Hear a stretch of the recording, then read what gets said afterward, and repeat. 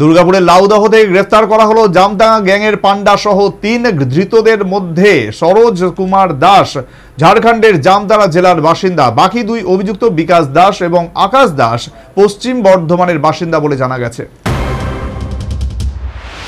Hello, আমি bank manager বলছি।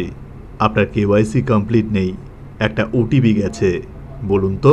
এই ফোন হামেশাই আমাদের কাছে আসে আর মুহূর্তের মধ্যে তিল তিল করে গড়ে তোলা নিজেদের ব্যাংক ব্যালেন্স হারিয়ে সর্বশান্ত হতে হয় আম আদমিকে।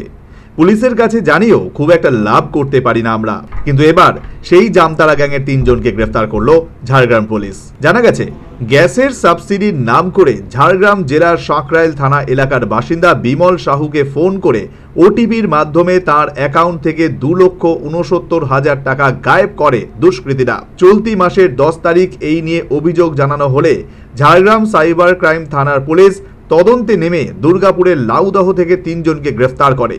তবে খবর, এখনো পর্যন্ত এই ঘটনার অন্যতম মূল অভিযুক্তকে গ্রেফতার করা সম্ভব হয়নি। তদন্তকারীদের দাবি, বিভিন্ন রাজ্যে এই জামতারা গ্যাং নিজেদের জাল বিস্তার করেছে। তারই একটা বড় অংশ পশ্চিমবঙ্গের বর্ধমানে ভীষণভাবে সক্রিয়। এমনকি সেখানকার যুবকরা ঝাড়গ্রামে গিয়েও কাজ করছে।